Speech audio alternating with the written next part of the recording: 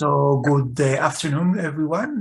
My name is David Levy-Faux, and we are in another series of the Theories and Regulation and Governance series. And today with us is Professor David Coen.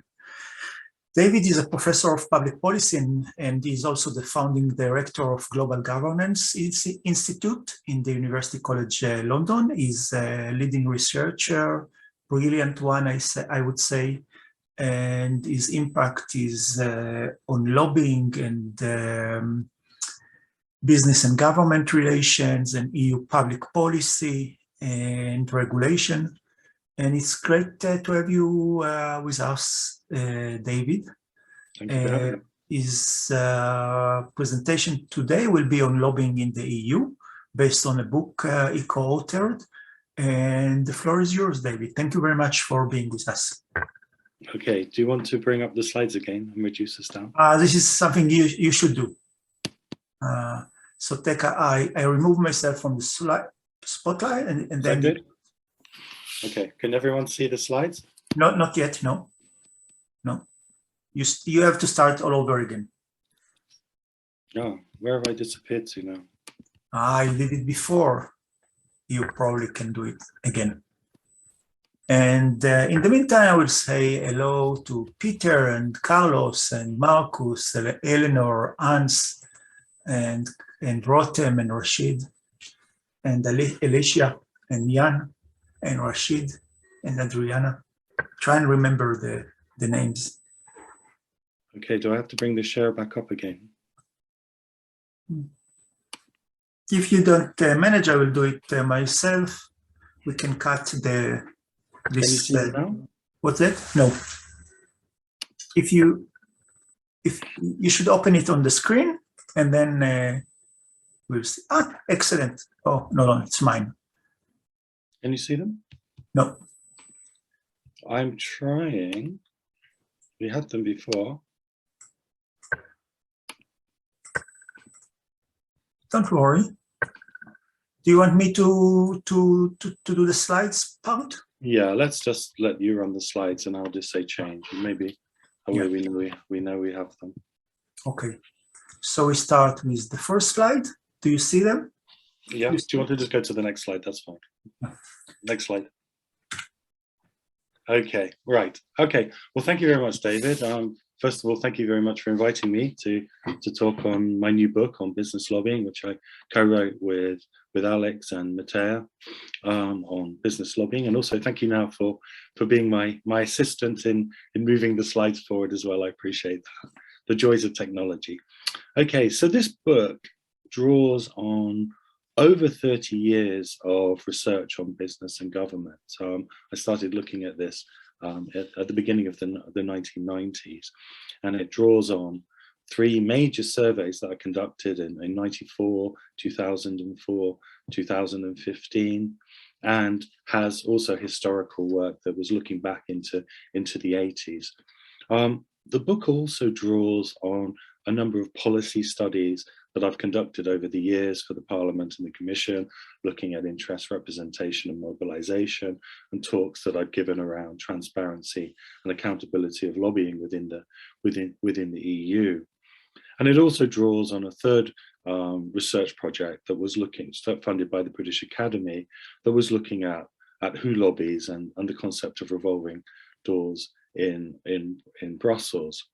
So hopefully the book has three elements to it. It has an element that it looks at the macro, the historical evolution, the institutional changes, a meso, which looks at current behavior, the supply and demand for interests across the policy cycle, across the institutions, and a micro, which looks at the government affairs and the people that actually do the lobbying. The other thing to say about the book is that I think it's innovative in that it tries to cross disciplines as well. It draws on the traditional political science literature in lobbying, but it also draws on management and business studies literature that looks at corporate political action, particularly at the micro level when we look at capabilities of government affairs. And it also draws on public management concepts when we look at the institutional and the policy cycle aspects of lobbying. So It's interdisciplinary, it's across time, and I hope it's a major contribution to our understanding of lobbying within the European Union. Okay, do you want to go to the next slide, David? Okay, so as I said, the book explores the macro, basically how has business lobbying preferences changed over the last 20 or 30 years, and in so doing it explores the changing logic of action in light of institutional changes and market changes. It explores what the impact of increased delegation to the EU, particularly the Commission, had, what the impact of changes in treaties, Maastricht, Amsterdam, did for changing the relative power of different institutions, and therefore the focus of political lobbying. It looks at, over 20 years, the changing nature of the person who's actually sitting in government affairs and the skills that one needs to develop to influence the policy process. And as I said, it touches on aspects of governance, of regulation as well. So that's at the macro. At the meso, we look at who's lobbying and where you lobby. Does this change in terms of the mobilization of types of interest groups? Do we see different density and diversity of interest groups depending on which institutions we're looking at, which policy areas that we're looking at, as Lowry would argue? And then at the micro, we look at what makes good lobbying. What are the skills? What are the resources that the government affairs offices have? Who are the people? What is the size, and so forth? So I'll hopefully give you a few vignettes, because it's a big book of this in this talk. But a little bit of context maybe beforehand, just to give you an indication for those of you who perhaps don't know about business and lobbying in the EU. First of all, to say, after Washington, it's the second biggest venue in terms of numbers and in terms of expenditure on lobbying in the world. So it's basically big business, billions of pounds or euros are spent every year on lobbying. There's over 12,000 registered lobbyists on the Transparency Register. That's the register of the European Commission and European Parliament for lobbying. And of those 12,000 interest groups, about half of those, 50%, over 50%, represent economic groups, whether that be trade associations, federations, businesses, companies themselves. And there's about 700, 750 companies that are actually active and visible on that Transparency Register. And to put that in historical context, when I first started studying this, back in the early 90s, there was perhaps only 50 companies that had really active EU lobbying capacity and strategies. So to put those numbers even more in perspective, if we say there's 12,000 interest groups, and on average those groups have between 3 and 4 individuals working in their offices, that translates into some 30 to 40,000 lobbyists that are active at any one time in Brussels. And to put that in context, there's probably only about 40,000 functionaries and civil servants working in the European Commission and European Parliament that are active in policy making. So it's almost a 1-for-1 between civil servants and lobbyists. And you probably wouldn't see that ratio anywhere else. So there's a strong argument to be made, and there is argument in the book and in previous papers that I've written, that there's a resource dependency between the government or civil servant officials in the EU and business. The Commission officials are having to make, the directives, the pieces of legislation. They're under-resourced, and one of the areas that they can get the technical information and get the capacity to make, hopefully, what is good policy is by working with and having established formal relationships and informal relationships with interest groups. The result of that is, as many people have written, and I think I was one of the first to talk about, is Brussels can be seen as an elite pluralist environment. And that might be true at the whole. You look at the total pie that I've described. But we were interested in this book to explore, did we see variance in interest group mobilization and style across the policy cycle, across institutions, and across and across policy areas? And would this elite pluralism be seen to be active everywhere, or would we see different variations in mobilization of different types of groups in different policy areas? So at the meso area, that's one of the things we wanted to get at. Was there a different type of pluralism that's occurring? Okay, David, can we go to the next slide? Okay, so at the macro level, this is the surveys that went out in 94, 2005 and 2015. And here we basically wanted to know where did business go and how had lobbying changed over time. And what we were asking these top 300 companies, and on average about 100 companies each time replied, we were asking them how they allocated their political resources of time, money and expertise to different channels, different political routes to influence the EU policy process. So if you look at the middle of the graph, you've got European federations, and as you move to the right, you've got the European Collective Association, what was UNICE, who's now Business Europe, the European Commission, your MEP, the actual European Parliament and its committees, professional lobbyists. And if you go to the left of the figure, you've got local regions, your government, MPs, your national government and national associations, the national routes. Now, what was very clear over time was that direct lobbying, individual companies going directly to, as opposed to Euro-corporatism, the rise of the firm as a political actor was very, very clear post the single market, and certainly as we've had various institutional reforms and increased delegations of authority and power to the European Commission. And so direct action and direct lobbying increased, and that's obviously illustrated by the fact that we've moved from some 500 companies, some 50 companies, to some 750 companies that are active in lobbying in Brussels. So EU activity increased, direct action increased. The other thing that was quite interesting is the nature of the people has changed as well. In the early days when I studied this, it was much more a revolving door. Often it was functionaries and officials that had just retired were often heading up the government affairs offices of these early companies to arrive in Brussels. But if, and as we'll see later, you look today, it's a professional in-house skill where the individuals have come through the firm. So if we look at this graph very in more detail, the first thing to see is that the European Commission, the EC column, is the primary locus of political activity for companies. And that's obvious. The Commission has the right of initiative. And if you talk to companies, many of them talk of what they call the 60% rule, that if you lobby the Commission and you can get in at the early days, at the pre-cooking and the early consultations, and you affect those early consultation documents, 60% of what you're hoping to get in will probably continue through the legislative process, regardless of when it goes to the Commission, sorry, to the Parliament, and then through Council and the various trilogues. The other thing that came out very much when talking to companies and from these surveys is there's a perception that Brussels and the European Commission operates like a regulatory agency, like a regulatory state. The Commission needs to have input and output legitimacy, needs to make good policy that can be implemented and deliver the output legitimacy, and therefore needs interlocutors that are going to implement and deliver this policy down the line. And to some degree, because of the democratic deficit, they need to see that they have input legitimacy as well, that they've had a wider consultation.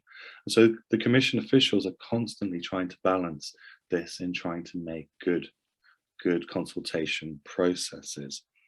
The thing that also really comes out is Commission officials have a high degree of discretion of who they invite and who they talk to in the early stages.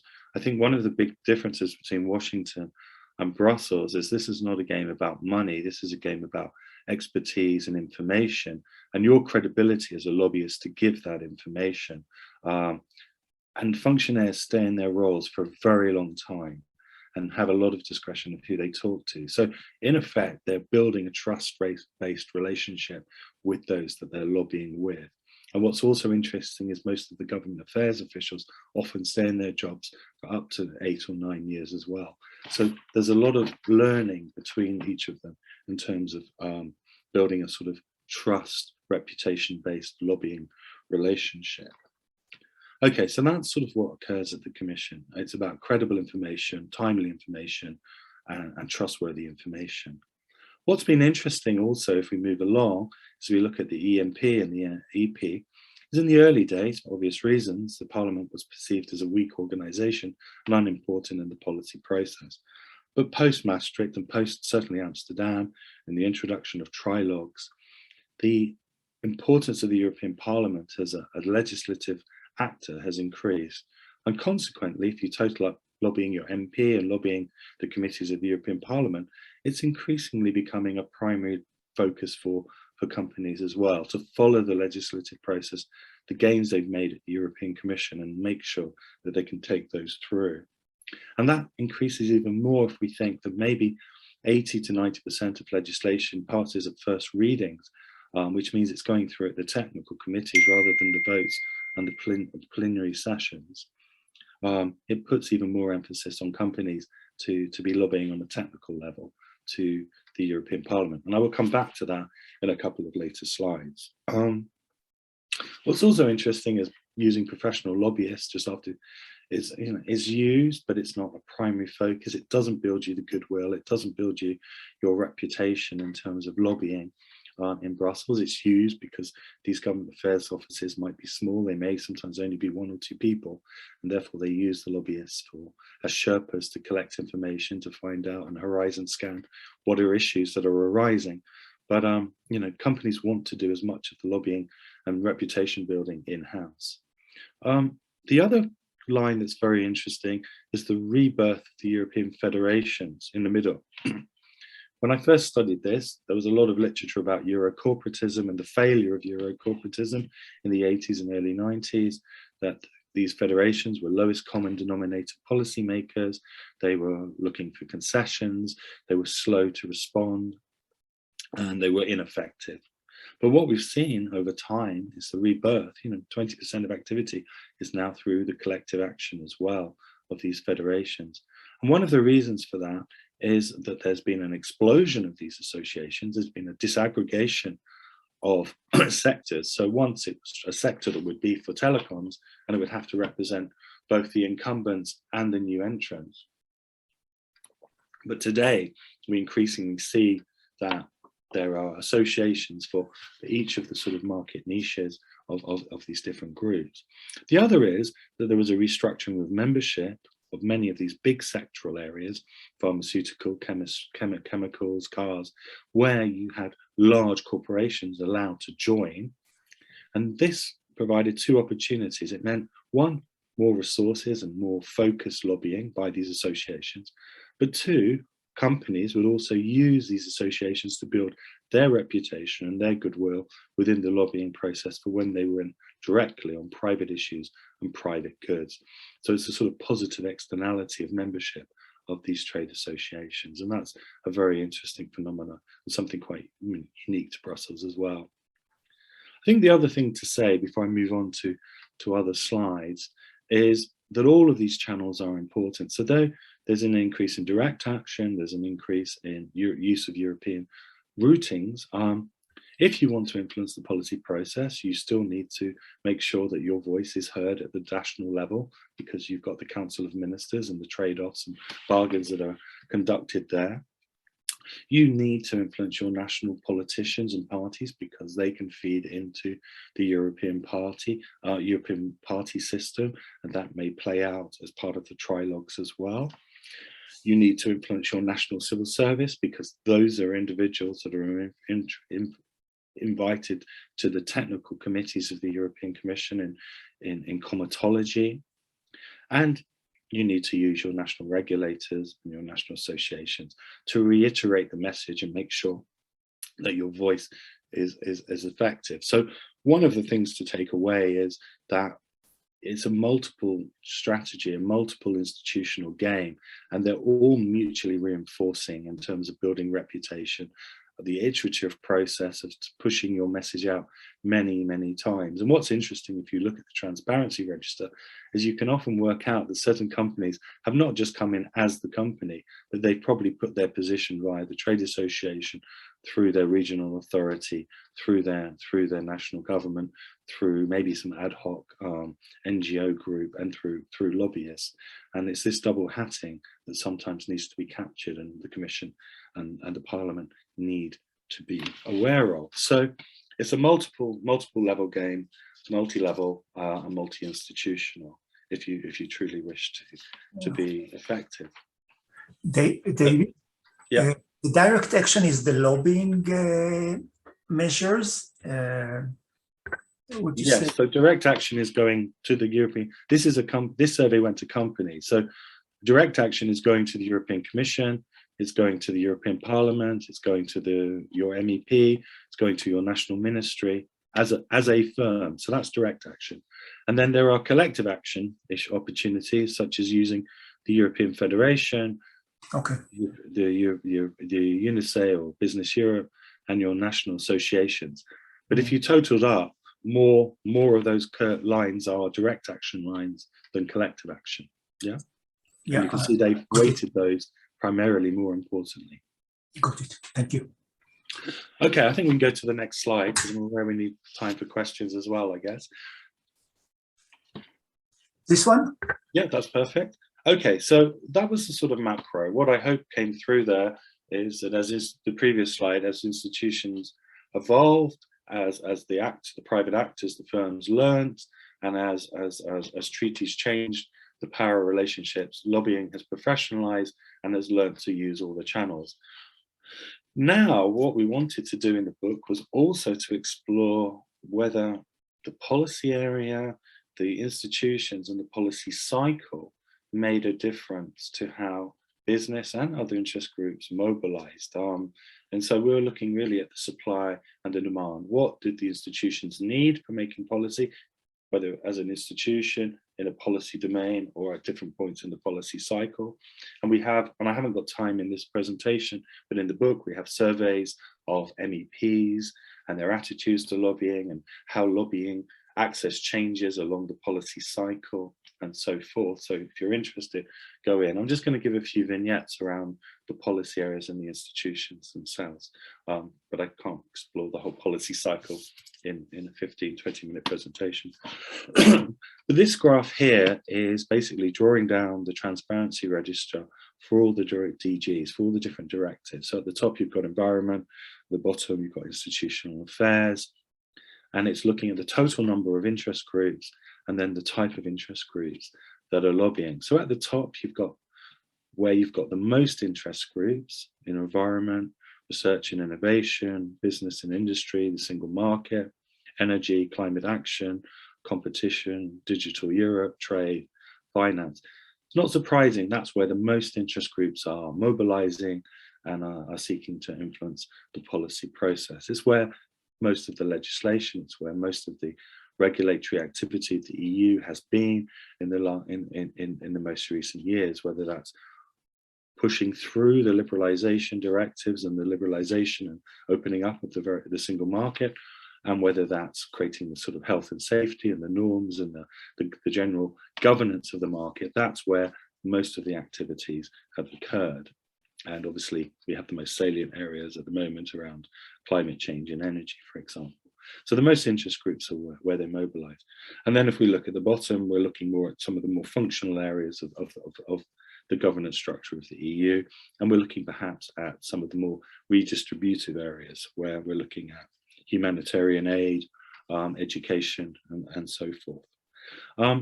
Now, that in itself is interesting, but what we also were interested in, we explored by both qualitatively and quantitatively, was whether the nature of the type of policy made a difference. Did the institutions, the Commission officials, and the firms behave differently and provide different things depending on the nature of the policy? And one of the things that came through very, very clearly when we explored this both quantitatively and qualitatively was that in areas that were highly regulatory, highly technical, so many of those at the top of the graph, we see more in-house lobbyists basically being business and associational groups. So the second darkest, after the black, the darkest gray line on every one of these bars, that's basically business lobbying. And so where things are highly technical, highly regulatory, highly influenced by specialist knowledge, we saw a bigger ratio, not just total number, but a bigger ratio of business actors.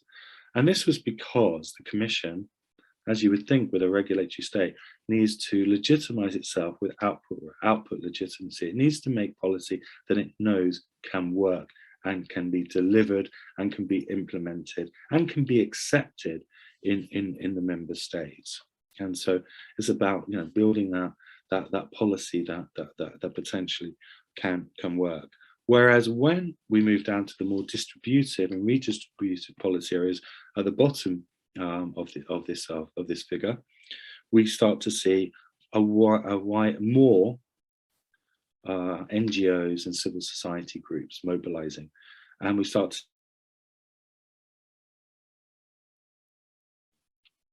consulting and conciliatory and building a consensus, because it knows that these issues can be highly political, and therefore there could be complications when it goes to trilogue.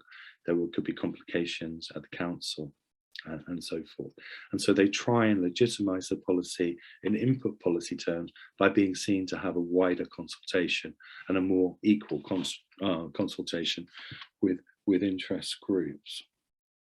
Okay, so one of the things that sort of comes out of that then is, yes, there's still an elite pluralism in total numbers, but you could argue, as myself and Jeremy Richardson argued many years ago, that once you nuance it for policy areas and a policy issue, it starts to become a more chameleon pluralism. There are different styles, there are different mobilization rates, there are different ways of taking your message to the European Commission in terms of lobbying. Okay, can we go to the next slide then, David? I'm trying. Next, yes. Perfect, thank you. All right, so we've talked about the European Commission, we talked about building a trust-based relationship, we talked about input and output legitimacy and the establishment of a sort of style of business government relations that's unique to Brussels. But for many years, people argued that that was perhaps unique just to the European Commission because it was a regulatory agency, a regulatory state. And this wasn't necessarily true as you brought in a more democratic process, as you had more, you tried to overcome the democratic deficit and you tried to empower the European Parliament. And for many years, many of us, including myself, used to talk about you changed your voice and you changed the numbers of interests and actors that were NGOs and civil society vis-a-vis business would change as we looked at the European Parliament. But what we found, and we looked at the European Parliament in a lot of detail because we did a major report for them in 2007, myself and Alex, is actually when you break the policy areas, and these are similar policy areas now broken down from the committees, but trying to replicate closely the DG areas, we actually found that lobbying style wasn't as distinct at the European Parliament as one would think about. So a little bit of context to the European Parliament. There are accredited about 2,000 lobbyists, so not as many as going to the European Commission, and that translates to about 4,000 individuals. And if we were looking at the pie graph as a whole again, you would see about the same ratio, about 54% being business and economic, the same companies that were lobbying in the transparency register coming across. And you'd see about the same number of NGOs, about 24% of these. Lower total number, but the same ratio and percentages. However, when you look carefully at those ratios and percentages, the actual actors aren't the same. When you look at the economic groups, the 50% that are in the Parliament, they're the same actors. They're actors that were active in the European Commission, are also active in the European Parliament, the same large number of companies that one had seen before. But when you look at the NGOs, they're not necessarily the same NGOs. Some of them are there, of course, the big ones like Greenpeace and so forth. But a lot of them are maybe more local or national NGOs. And some of the medium-sized EU NGOs are only active or more active in the European Commission, than they are in the European Parliament. And so one of the things along this conveyor belt is that it's not equal. As you're following the policy process across, economic business interests can follow it across in larger and more coherent numbers than the civil society and NGO groups. Okay, so that was the first thing that was quite interesting, that actually the ratios were the same. And actually, if anything, the technical inputs that are coming into the Parliament were more consistent across the economic groups. We then wanted to see, was there a difference in input and output legitimacy? We initially thought, and our hypothesis was, there would be more consultation and therefore more input legitimacy, a more even distribution. But when we looked at the technical areas as opposed to the vis-a-vis the redistributive areas, we actually saw that the ratios were about the same. So if you look at the single market on this graph, or if you look at finance, or if you look at competition, or you look at climate, the types of actors and the ratios, not total numbers, but the ratios of types of interest groups, whether that's business, civil society, NGOs, others, are about the same. I actually should have put the graph up where in the book we plot the two policy areas across the two policy institution types, and they're absolutely mirror one another. So what that shows in some respects is the European Parliament has, perhaps through trilogues, the fact that it's become, part of the legislative process, has become a much more technocratic policy-making process than perhaps we thought before, and particularly because the committees are making, as I say, 80–90% of the policy, as opposed to it going to votes in trilogue, in plenary, and it's being signed off at first readings. Now that's a little bit concerning because, unlike the Commission, the European Parliament has a lot less technical expertise to make its value judgments on lobbying information and technical inputs. So the thing to take away from this slide is, in regulatory areas, we see a lot more output legitimacy, a lot more business mobilization. In redistributive, like the Parliament, like the Commission, we will see a wider mobilization of interest. But there is some variation depending on the process within the Parliament, whether it's doing the ordinary legislative process, the OLP, which is part of the trilogues, in which case we see more interest groups and we see more economic interest groups, or whether it's looking at its own initiative, where it's got a right of initiative to start. And whether it's doing its own initiative, we tend to see more variety of interest groups within the policy process, and we see more of a drive towards input legitimacy as opposed to output legitimacy. But I think the real takeaway point from this is that there's been a professionalization of lobbying that is based on technical inputs and again, reputation, much like the European Commission, and perhaps less about the politics of issues, which you might see in a domestic parliament when lobbying and framing your policy position. Okay, David, can we go to the next slide?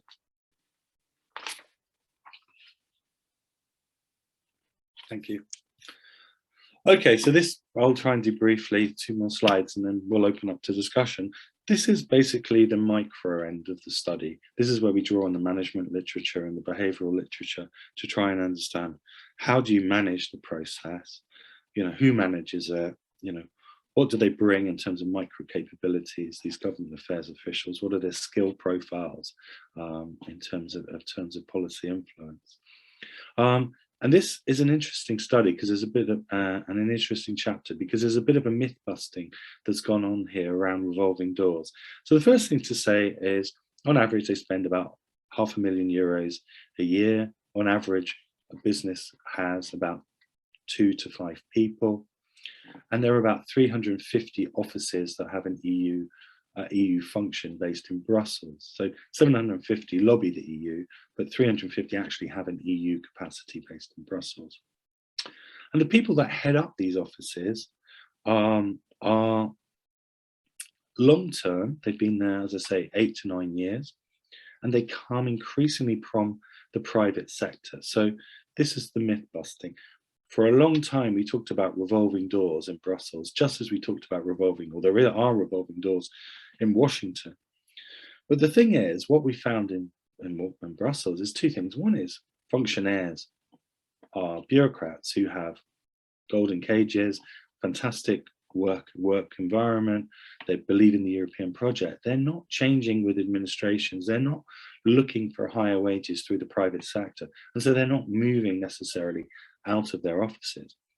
But on the supply side, the Commission and the EP and the policy-making process doesn't want revolving door functionaries in these government affairs offices, because they want individuals that know the company, individuals that know what can be done and what can't be done.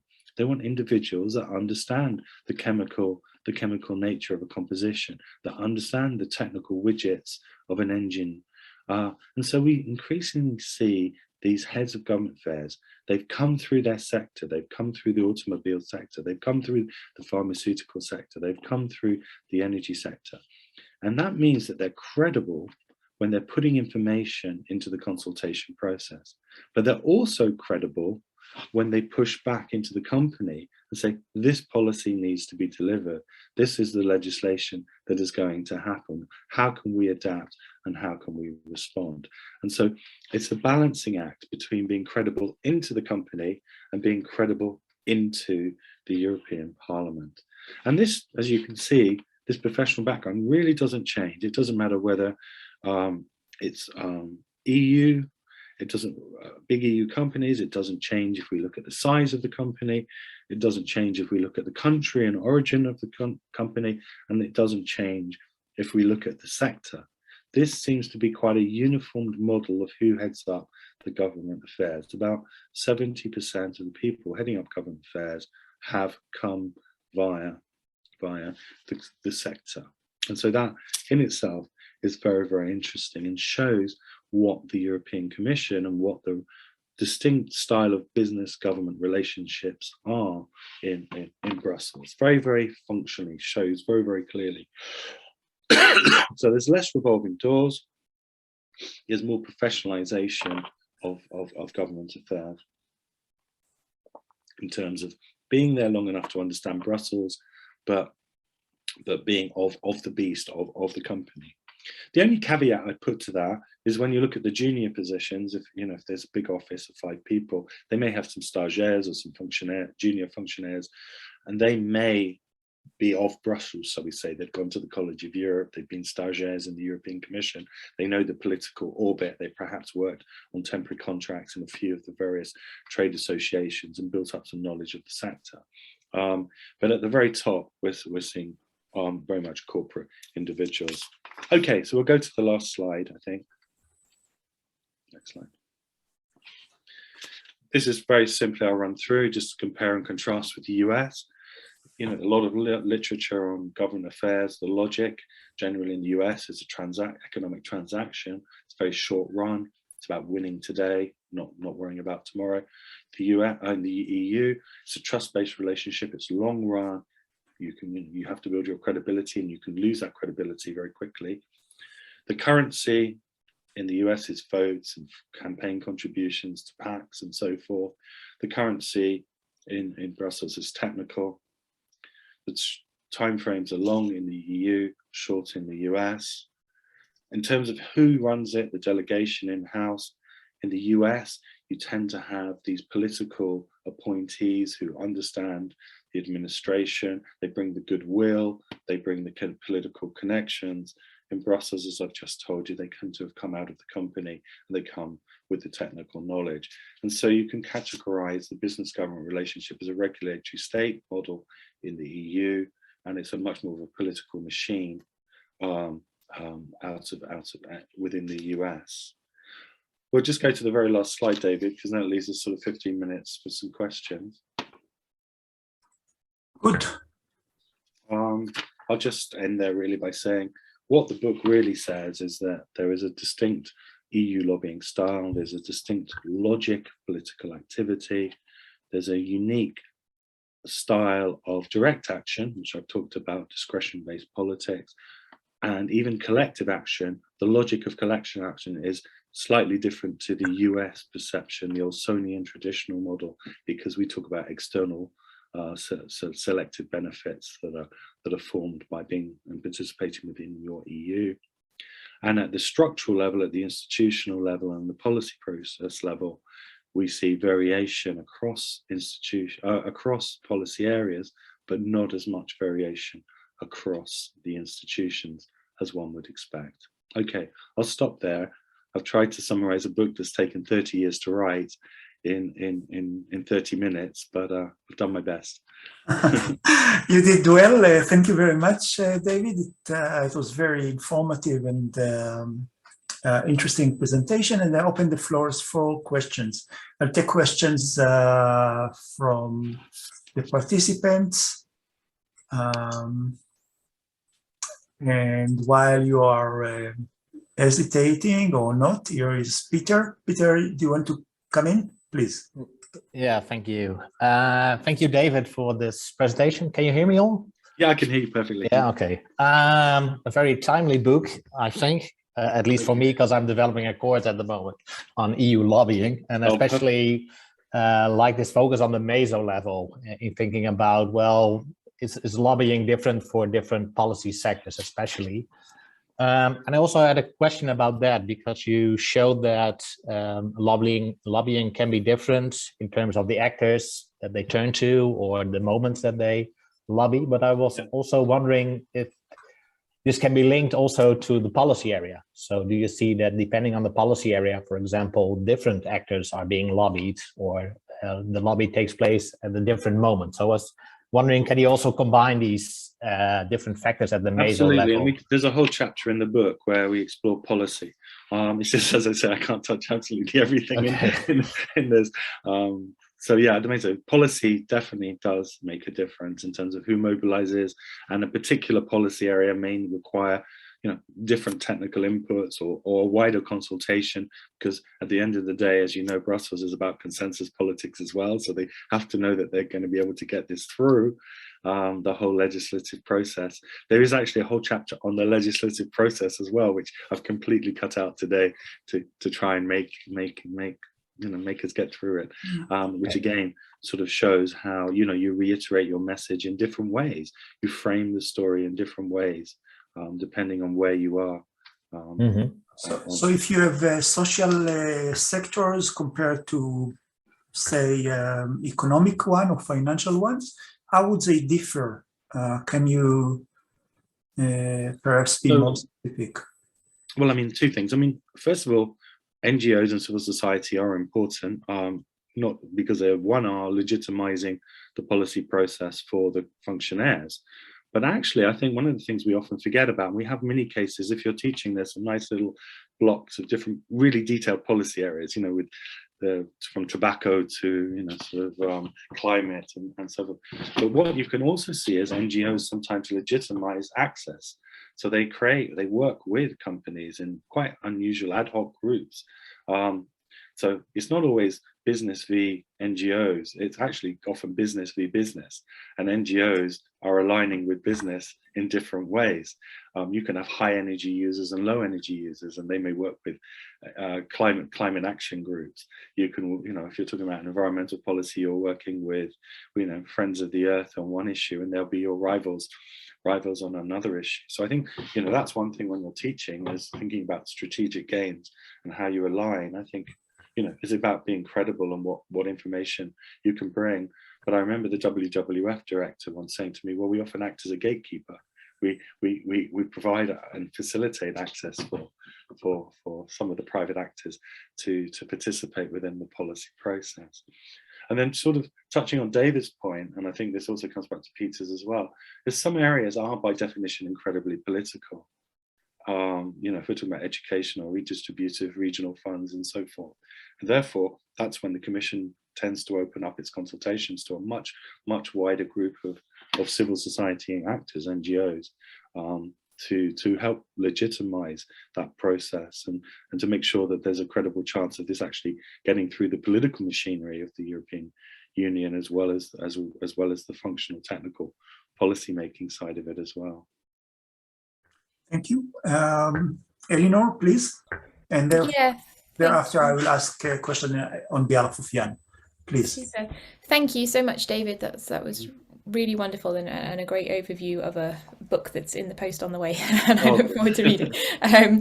like Peter, I'm going to abuse the opportunity to ask you something that relates to my own work. So I wondered if I could get you to say something about better regulation and how that fits in with shaping maybe some of the dynamics that you've presented today, how the Commission's sort of evolving agenda in terms of where it lets businesses input that process. So you spoke a bit about how businesses might frame their positions or their arguments differently at different stages of the policy cycle. And I wonder if you could say anything that you might have come across about how better regulation has shaped that as an agenda.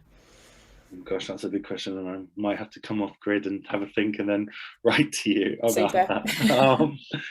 I mean, one thing to say, as you know, it's gone from a voluntary. When I started this book 100 years, well, there wasn't even a transparency register, and there wasn't even a code of conduct on lobbying. You know, it was a bit of a sort of the Wild West, and some of these big corporations were incredibly influential through an organisation called the European Round Table, which really was one of the engines to the creation of the single market. And there were some real insiders for a very, very long time who you almost could hardly differentiate them from the senior functionaries. There was a few individuals at Daimler-Benz and others who seemed to be at every committee that I would attend.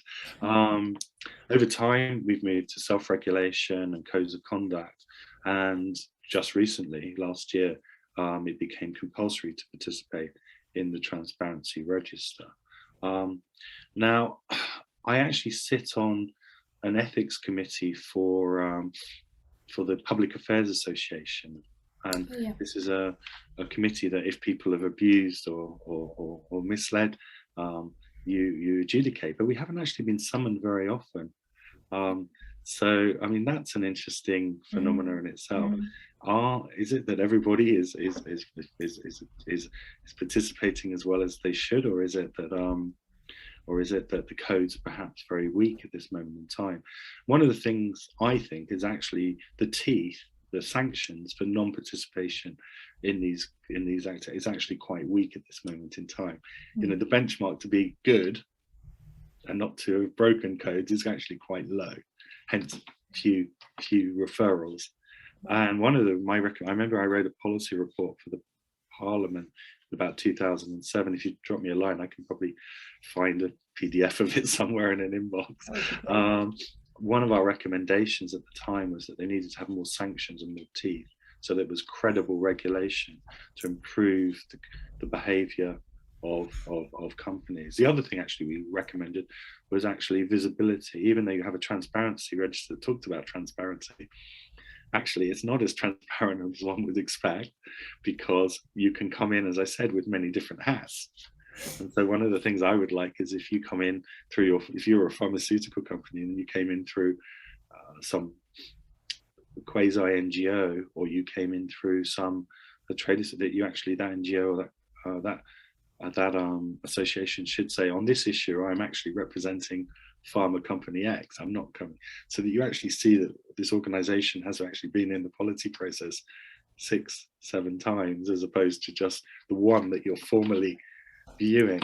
And then the level of disclosure is very mixed. They have to put down budgets, and some people put huge figures, others put quite low figures, and that they're a big organization, and that comes down to how they cost it. Some people will just say, it's the running of my office is €500,000, I'll put that down. Others say, I'll cost all my McKinsey reports and Burster Marcella studies, and they will cost that. And that perhaps comes into your better regulation part, which is how much of those better regulation reports and studies, those technical reports, are counted as part of the lobbying process, or just sort of seen as technical inputs. I think I need to think a bit more about that. No, that's super. Thank you. Cheers. Thank you very much. And a question from Jan on the chat, and then we'll go back to Ugo. Jan asks whether the presented statistics capture or also lobbying done by law firms, especially in the area of competition, and whether there perhaps is something specific about the area of competition, given the instance that retiring director generals regularly move to law firms. Okay, you're right. Two things. One is actually the law firms are interesting. For a very long time, there was a very, very big debate in Brussels by the law firms that they didn't want to even be part of the transparency register. They actually argued that they were, it was to do with client confidentiality, and that they couldn't, they shouldn't be seen as lobbyists. So this is one thing. So law firms haven't always been necessarily as transparent as they could have been in participating in the lobbying process. Could you just repeat that second part of the question about competition authority and the data?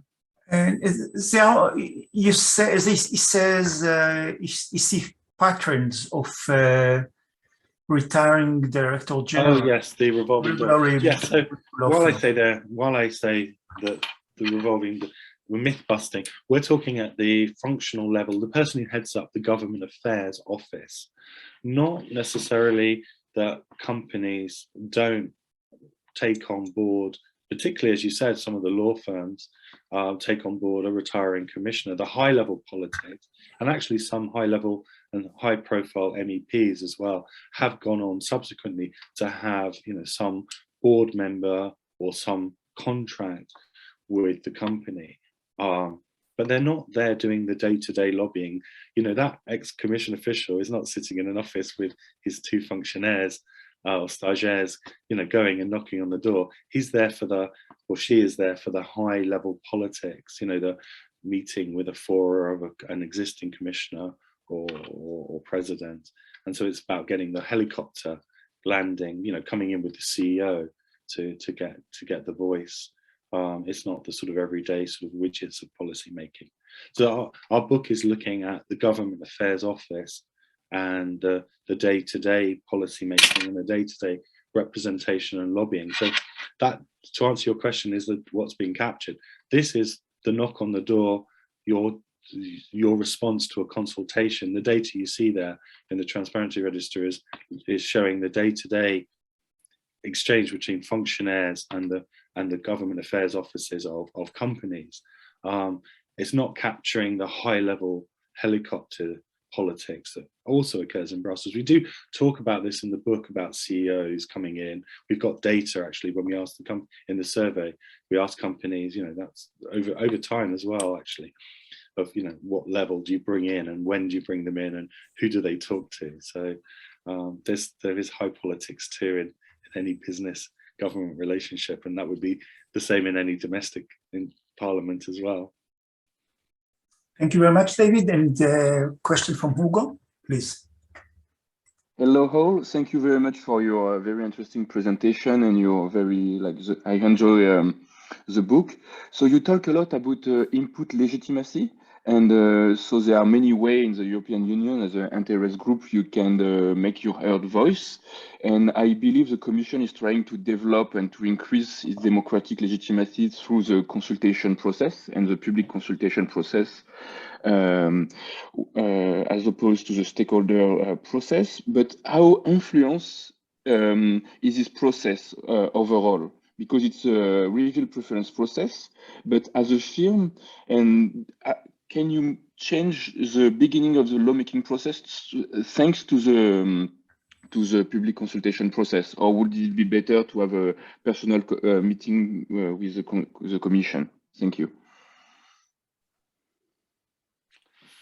Well, there's three things, isn't there? And there's one thing, and this maybe comes back to Eleanor's point as well, and about transparency register and what we're collecting and better regulation. There's a process that's before any of this transparency data is even collected. You asked me about consultation, but there's pre-cooking as well. When does an issue become an issue? So there's this early or pre-agenda stage. This is where having good reputations and being in Brussels is important. That's where the private actor, private contacts comes into play. I'm sure the Commission is an understaffed organisation. The head of unit has given a brief and said, we want you to start looking at X, Y, and Z.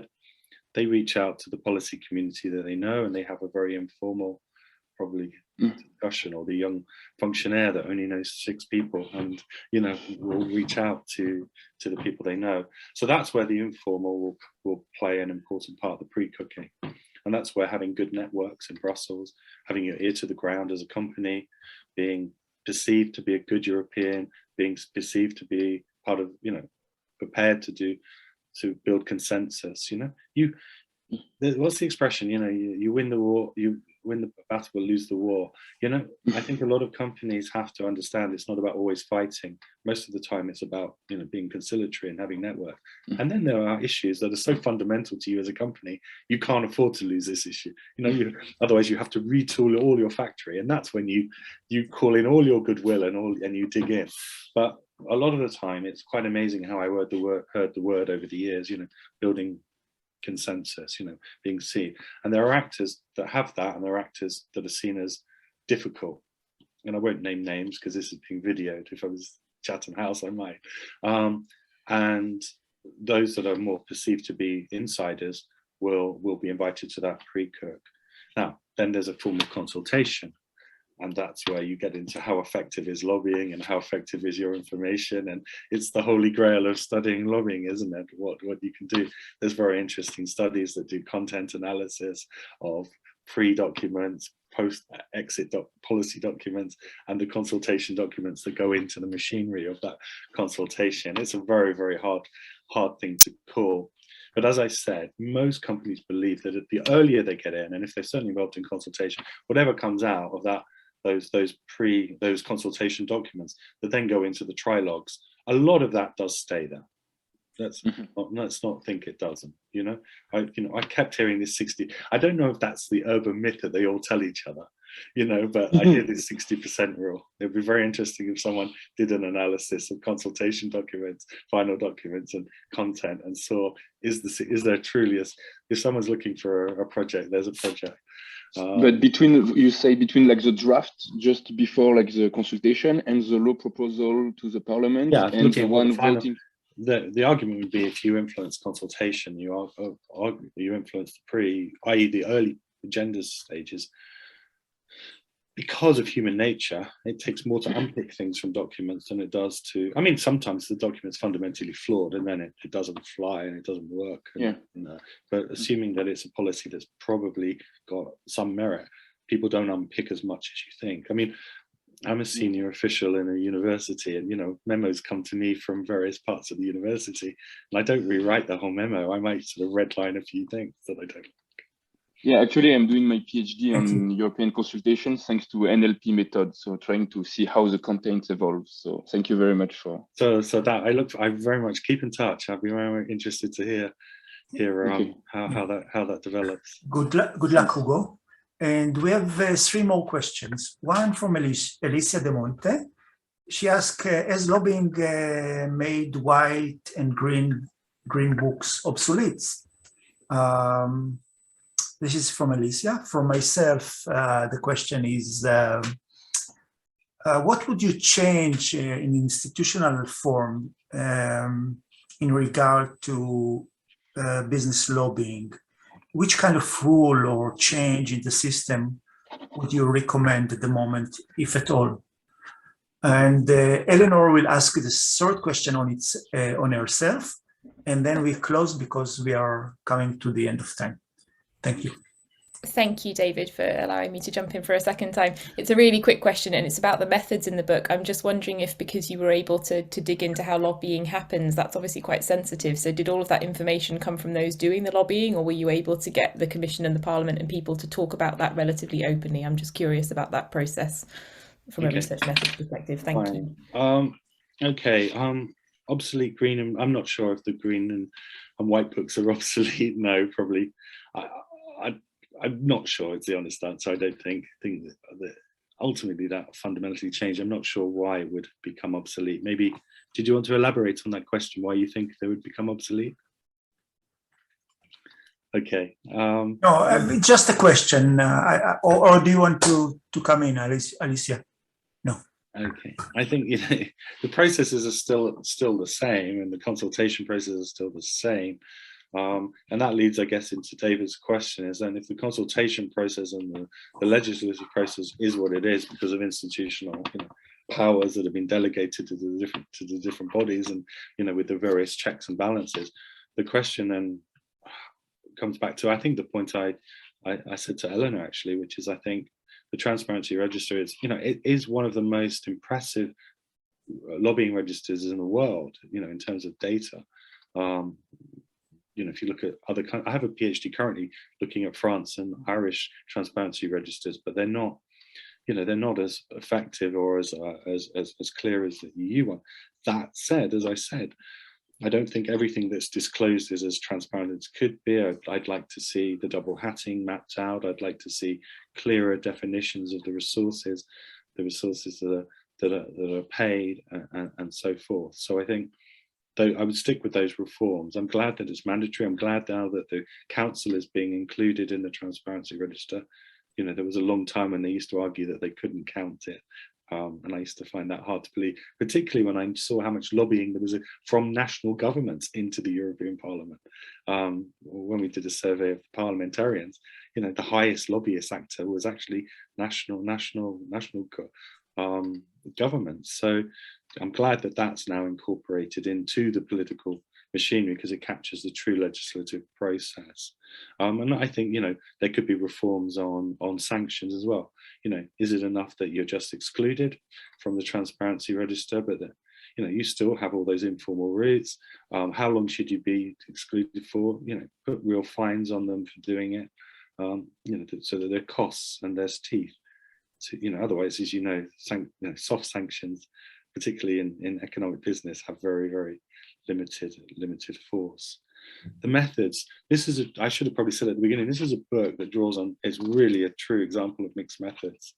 It's got qualitative, it's got quantitative, it's got big data analysis of the Transparency Register, it's got nuanced surveys, it's got, we did interviews of officials, over that whole time period, built up interviews with government affairs officers, heads of these offices. There was studies of career paths, looking at career CVs, that had to be found.